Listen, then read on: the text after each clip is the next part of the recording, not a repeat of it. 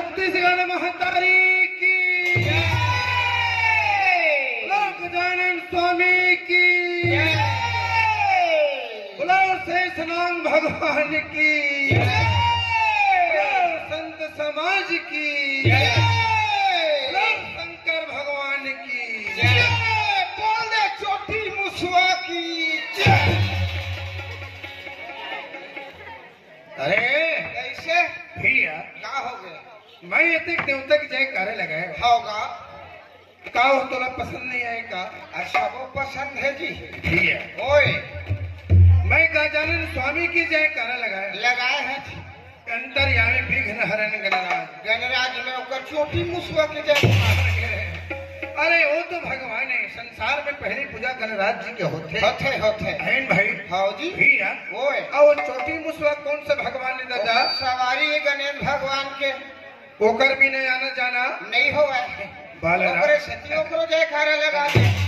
तो बात सही बात। हाँ जी बालाराम ओए आज ये गांव में आए, ए गांव में आए ए दाई मन के दर्शन ला पाए ए दाई मन के दर्शन और लगाओ। धन हमर मन के भाग भैया धन हमर मन के भागे भैया और धन हमर मन के तकदीर। धन हमर मन के तकदीर। आज ये गंगा में नहाए के हम लोगों को मिले। ये गंगा में नहाए के मौका मिले भैया। भैया ओए ए जम्मू बैठे है ते मन दाई है। अरे राम सिंह हरे पगला दाई जी कर धन है रे। हर मन के कृपा हाँ जी इनकर मन के आशीर्वाद हमारे ऊपर विराजे रहे सदा। होगा एती के मन दाई होगा और एती के मन दादा। ए तुरंत हलक तो दादा है। ओए जब इस जगह में आए हैं तो एहो छ दादा है भैया। ऐसे हरेक की बच्चा है हाँ। एक दिन वो दादा बनी। हाँ जी हाँ भैया राम सिंह का हो गए रे? खिथरी चुंदी तुरी बैठे तो हो जाई कैसे रे? ऐसे भैया ए राम सिंह का हो गए? दाई है ऐसे करते। अरे पागल, ओए जब माता कुल में जन्म लेके आए हैं हाँ हरेक के बच्चे पर ओकरे आत्मा सच्चे संगवारी अच्छा है एक दिन समय है तो वो दाई बन ही जा। अच्छा ए बीच में हवे तो दाई जी राम सिंह का हो गए रे? मैं दाई तक जाता हूँ। का बात ए दाई वो ये दाई वो दाई दूध पीबो दाई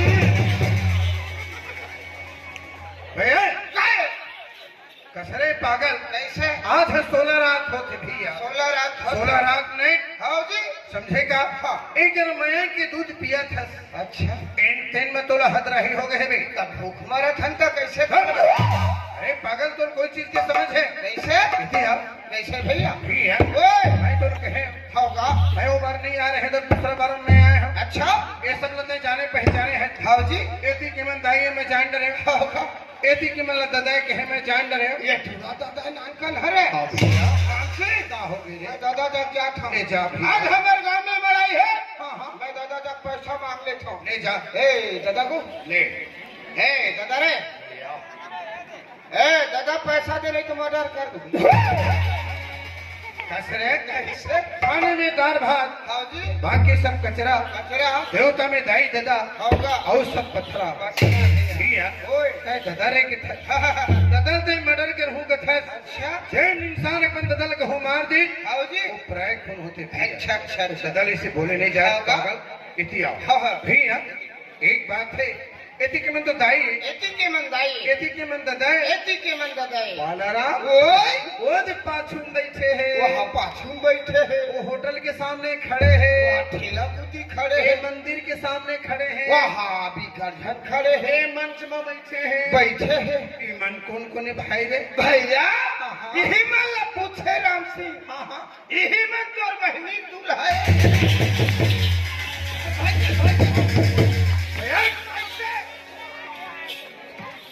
घर घर माटी के चूल्हा है दूल्हा यही मन तो बहनी दूल्हा जबान संभाल के बात कर। मैं बता अगर जबान नहीं संभाल में अच्छा सामने दरवाजा में लगे हैं गेट एक लौठे साले फूट जाए तौर पे। अरे कसरे भैया कैसे अरे जी पर हम दोनों भाई आए आए हैं कि नहीं? मरे जी हमारे दोनों भाई आए हैं। हाँ भैया अरे सियान मन कथे बात न जानता कैसे एक खून छोड़े रखे छोटे भाई रखे आते भैया और तय बोले उल्टा सीधा गोठिया था। गोठिया था और तय तो गोठिया रहे कैसे पर मैं भूला हूँ तब कैसे भैया मैं उल्टा सीधा नहीं गोठिया हुआ होगा शांत करो। अरे कैसे भूला हूँ मैं लरे के तोर दाई हम बोले दाई भैया हाँ मोर दाई है और अरे कैसे भूला हूँ याद लरे पगला भैया अरे तोर दादा हम बोले ये दादा भारी गलती हो गई नीचे तय मिलते बहने की दूल्हा की होगा तोर का लग ही रे यह मामला गड़बड़ हो गए रे आए कि नहीं भैया का हो वो कपन गोठिया है हाँ हाँ तोर दाई है मोर दाई है ये बात तोर दादा है मोर दादा है हाँ भैया भैया तोर दीदी मोर दीदी ये है गोठे तोर काकी मोर काकी राम राम राम राम तोर मामी मोर मामी है ओ भैया तोर गोसैनी मोर गोसैनी आजा जावे हाँ मोर को सैनिन है तोरे को सैनिन उल्टा हो गए काका ही काका हो उल्टा हो अरे शब्द संभाल के बोलिए शब्द के हाथ ना पाओ अच्छा एक शब्द औषधि बने बाबू एक शब्द बने घाव परी नारी अति सुंदरी झल्लता हुआ अंग आप 20 भुजा 10 शीश कट गए कहीं रावण के संग वही नारी के संग काकर अच्छा यही प्रकार के ये दाई मन आए हैं अपन अपन पति के नारी आओ हम सबके महतारी हाँ जी आए कि नहीं हाँ बा। भैया ओए। मानेल पर ही ये गांव के सम्मान माने पर ही ये गांव एक गांव के व्यवहार में व्यवहार ला हो गया राम से अपन दिल के कोरा कागज में लिख के जाओ हाँ जी आओ भैया भैया हो गया जाओ गजब के खाना पीना खाए एक नंबर ये गांव में उतरे आओ जी अपन मोटर ला हाँ गांव घर में गरम चाय पिए हो भैया यार चावल खाए राम से अरे मानेल पर ही ये गांव व्यवहार ला जोरदार एचएमटी के चावल है अरे दादा रे होगा अरे बोले नहीं आवा नहीं आवा तो सुनने का कैसे HMT के चावल एचएमटी के चावल सब्जी सब्जी में हाँ। हम नहीं बतावा बराबर है अरे भैया मैं अगर नहीं सब्जी ला नहीं पाया नहीं पाए तई मोर छोटे भाई खाना खाए हुए होगा तो करे आनंद हमोला मिल गई राम से क्या हो गई क्या गजब के 80-85 रुपये वाले राहर के दार मानेल पर ही भैया मानल पर ही ये बात और कार ही से का रही से मैं नहीं बतावा कैसे ललचा जावे अरे। तबला हमारे तीर में बैठे रही से अच्छा बहुत यहाँ जाने रे भाई कुकरा गोड़ का है कुकरा गोड़े तबला कुटी कामा पोखरे कुटी तबला कुटी हाँ हाँ जी आई लस्सी के तू ठंडा तली लागे अरे ओए तय कामा देखा तो कामा चलता जो मैं कथो तोला कैसे अरे भैया तय आँखिन देखा थी कामा देखते सब कामा देख अरे दुनिया के दाई दीदी भैया बहनी बने आँखिन देखते अरे मैं नाक के टोड़ूं देख कर दसरे भैया ओए ढेटका रे बोले अरे पागल भाटा ढेटका रे वो कुकरी गोड़े मानल पर ही हक सम्मान लो मानल पर ही भैया जब लिखबे तो लिख ले मैं लिखने वाला नहीं हूँ खबर खबर जक्का समिति वाले मन बिल्लस लगाए है डंडा धरे है अरे है कि मान सम्मान मोर दिल में एक धनवन के खुशरत नहीं देवाते हो भाई हमार मेकअप रूम में अरे देहा गोठ है कक्का व्यवस्था करे है कक्का हक्का लाइट लगाए है अरे कई लाख के खर्चे हैं हक्का खर्चा करे है अच्छा सब बेकार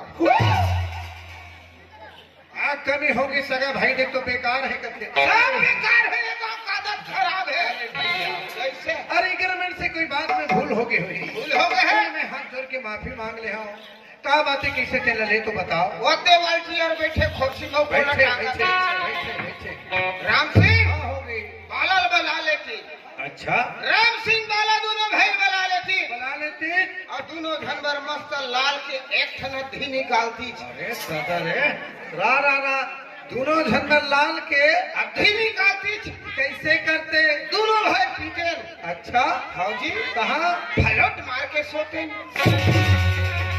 अरे काशी में तो बाबा है आतीज में मामला काय बड़ा हो गया हम यहाँ कोई सूते बन नहीं आए नहीं आया इनकर दर्शन के विलासा में आए। दर्शन और बात न सुन के बोले एक बात याद आ जाती है। बात क्या समझ सकते हैं अपने आप ला? कैसे? अरे मैं राम हूँ थोड़े राम हूँ थो राम। हाँ दाई हो ही रामे तब कैसे रसन लगता है? भैया हो ही रामे तही रामन का हाँ? तोरे को से नीला रावण लगे।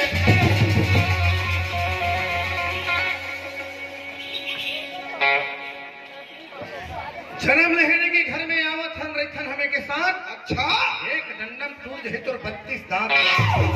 लबनाडर में कारे अरे का में त्रेता के राम ल बोले।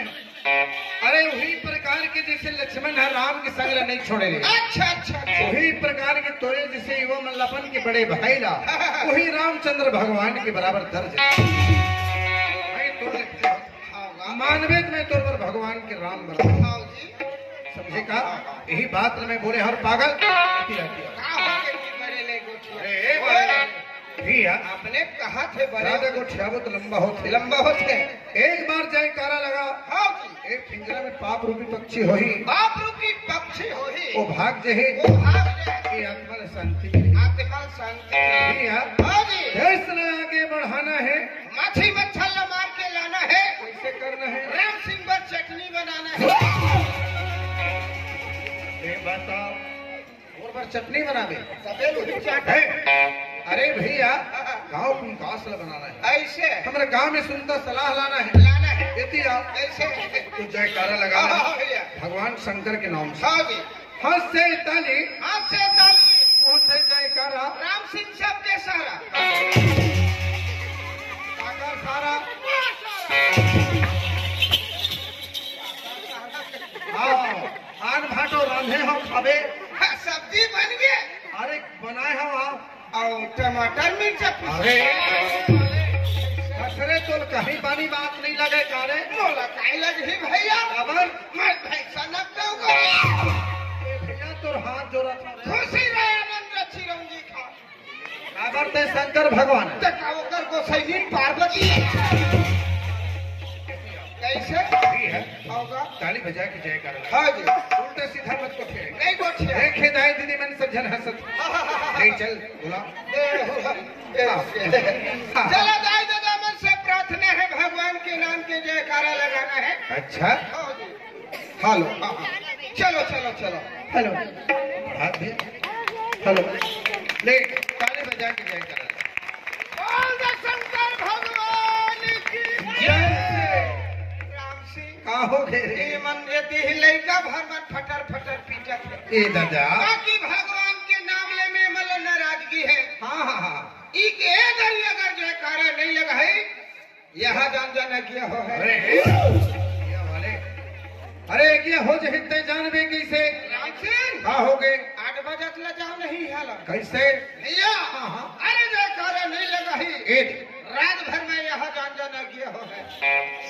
अरे कोनो बेचारे बेचारा ने जयकारा पर भुला जही बुला दही अगिया हो जही हो दही जानबे कैसे सरकार रोक सके ये देख, न दरबार रोक सके ये बात न एक सरपंच रोक सके अच्छा होद भी हद है कहाँ जाही सब बाहर आ जाए और कैसे करही और जय नहीं बोला रही अगिया हो ही डब्बा धरे रही हाँ अन्य हो रही अच्छा कहल कैसे कही कैसे के ये पीरावा ठेगा खजुआवा ठेगा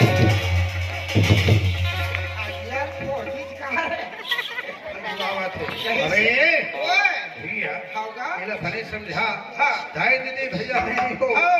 बाधा राम है किया बुलाए है बलाए है भगवान शंकर के नाम से जयकारा लगाओ लगाओ। अबे यज्ञ ला भगाओ चलो ताली बजा बोल दे शंकर भगवान की बोल दे माँ शीतला भवानी की बोल दे माँ दुर्गा भवानी की बोल दे बाबा राम बाला राम की भैया ये दुख के भगाने वाला भगाने वाला समझे का हाँ जी। और सुख संपत्ति के लाने वाला लाने वाला एक शंकर भगवान भगवान है और तय बोल दे बारा बाबा की जय कथा कसरे कैसे? तय कौन भगवान है दादा मैं भगवान न हो राम सिंह तब मैं भगवान हूँ तय कौन सा भगवान भगवान है दादा राम सिंह का हो गए राम सिंह वाला आए हमारे गांव में के यहाँ कौन है? सदाई दादा मन ठंडम होगा बैठे हैं भैया, बैठे हैं। सब साल हो रहे हैं आओ जी, सब बिचारा मन ताली बजाइन है बजाइन है। प्रेम से ऊंचा ऊंचा बजे से अच्छा, नौकरी में बैठे हैं हाँ, वो डांस करे लाए हैं। I am a disco dancer, I am a कसरे। अरे कर मतलब तो समझत कैसे भैया देख कते भाषण अरे पगला ओए साल लोढ़े बैठे हैं बैठे हैं ठंडक समय, ठंडक समय गोदी में अपन नातिल धरे है। नातिल धरे है। हाँ, अच्छा ओकर हाथ ला धरे है लड़का के। ले बेटा चल तहु ताली बजा के। हाँ हाँ का हाथ तो नीचे में है, नीचे में है वो माता राम के। हाँ जी ऐसे ने का भगवान के नाम से हो जाए कर चल बालेना ओए मानिल पर ही आज के तो कैसे अरे देवन में महादेव बने अजीबीरन में हनुमान। अरे कौन भैया या हाँ जी अरे भक्तों में पंडो बड़े अरे जिगर रखे के कैसे देवन में महादेव बड़े, वीरन में हनुमान, भक्तों में पांडव बड़े। जेकर रथ हके भगवान कैसे ऐसा भगवान अर्जुन के रथ ला हाथी से। भक्ति अरे भक्ति में शक्ति ला जीत ले रही। आपका प्रेम रही से हाँ जी कि मैं तुम्हें बता नहीं सकूं। कैसे बाले राम ओए अरे जब तलक है जिंदगी, अरे जब तलक है ये जिंदगी, अजी फुर्सत नहीं है काम से। अरे ऐसे समय उचारिए रखो। ओए जिया दिन खिलाए फाक मर गए ते कर बल्ली खला ए सब जिंदगी के त्योहार भी है। हारेगा ए पिंजरन महीना उड़ा जही उड़ा रही भैया ए दोबारा ही पूर्णिमा मनावो तेकर संग शामिल होए पर हमला दुर्लभ चाहिए। कैसे अरे जैसे बनी से हाँ हाँ ए जाए दीदी भैया बहनी मन के सामने में सुनाए हम। होगा अरे तोरो मुहुल ताकत है रे पगला। ये जाके मन छर्जी छुट्टी है कारे तीन बेर हो गए आवा तब वो नीचे झांकते हैं। अरे तोर मुहुल है नाम से देखा थे कैसे कि जैसे बनी से राम सिंह सुनाई से होगा अच्छा खासा ज्ञान के बाद हाँ हाँ हाँ भाला राम सुनाहे के ऐसे अरे तोरा मुहुला देखा थे। हिलाले सुनते जय श्री राम। बोले शंकर भगवान की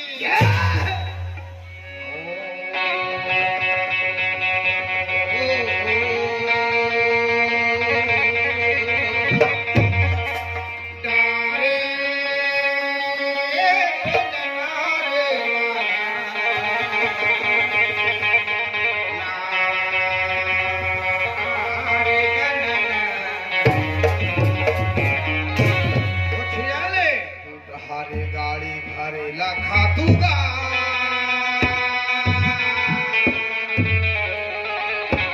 कहाँ जा पे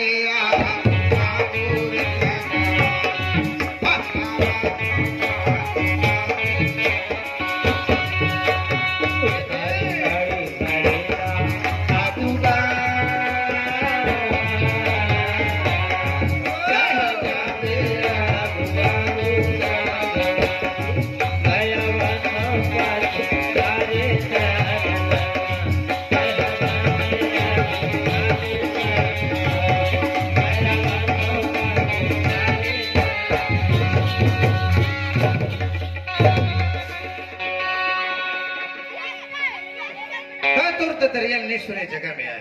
कैसे? अरे जब का समय से आए हैं आए हैं उतना समय ले खावा था खावत है और ज्ञान की बात रे बोले तो यार कि मैं दरिया सुनावा काहे दाई दीदी भैया हम तो दरिया नहीं सुने। अच्छा अरे तुम्हें मैं इच्छा खासा ज्ञान की बात बताई काहे खंड की बात बताई कोई अच्छा खासा बात बताइए। तो ददरिया का तुम क्या समझोगे मैं जमीन के चलने वाले हुआ नाती उल्लू पट है। तो तय काम चलता भगवान। मैं भुयम चलता हूँ बेटे। जमीन भूयम कोई अंतर है या ओली बात है? तब कैसे न चल? अरे का बोले हज का बात है? मैं तो संग के साथ ही नहीं जाने ए मोर भैया मन। हाँ। ए दाई दीदी मन का जाने का जानी राम सिंह का हो गया? तू डहोरे गाड़ी भरे ले खातू ए बात तय जाबे आबू आबू हम नावत है पाछू या का हो गए? ये शरीर में पिंजरा है मैना हा को ठियावत है। हाँ भैया। सांस चलत है त जियत है। ए दादा सांस रुक रही है पिंजरा में मैना उड़ा गई संवारी। अच्छा। ए पिंजरा माटी के समान हो जाएगा। हाँ हाँ तैला मर घटिया लेगे बर चैली बना थन सही बात। जिला टाटी कथन।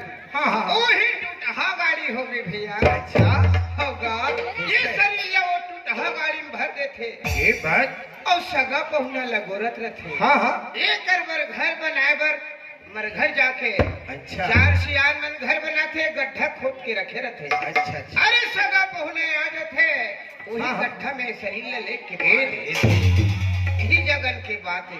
यही बोले हो। यही बोले संगवारी। हाँ। ओए कहावत में आए। कैसे एक मिनट हेलो ये लेके मला बंद करा था पाला हल्ला गुल्ला शांत करा तुहर दाई बहनी पाप परा एक डंडा मारी हाथ में बोल गई। का कहे हैं?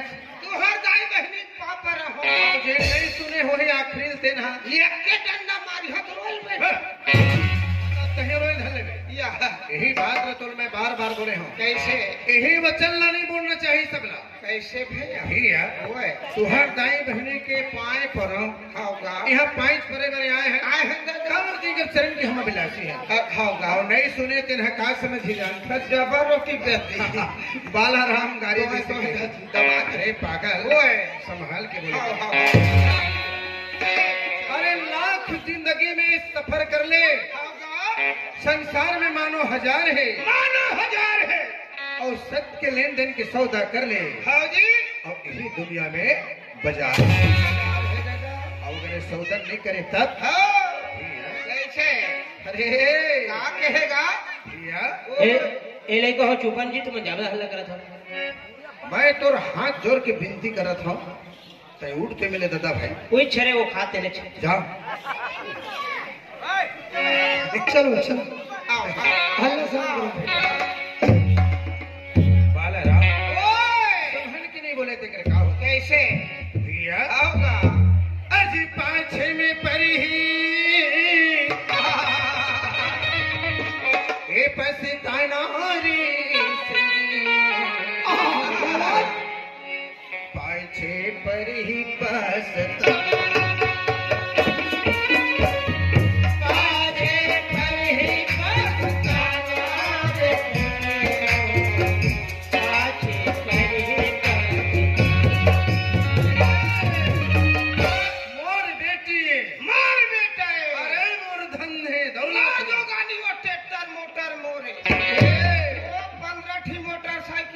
काम नहीं आवे भैया भैया अरे धन के नहीं है कोई ठिकाना रे मुरत पाछू पर ही बस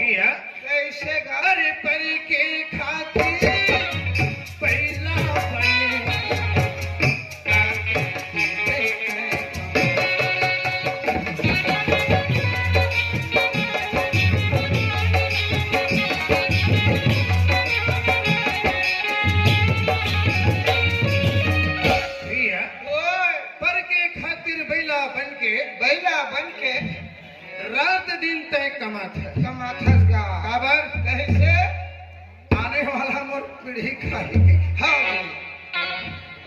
अरे कोनो में के एक बोझा धान न ले आए ले आए कोकरो पैसा चुरा ले हाँ का ताई वाला पाप की घड़ी में डालत है भैया हाँ पर के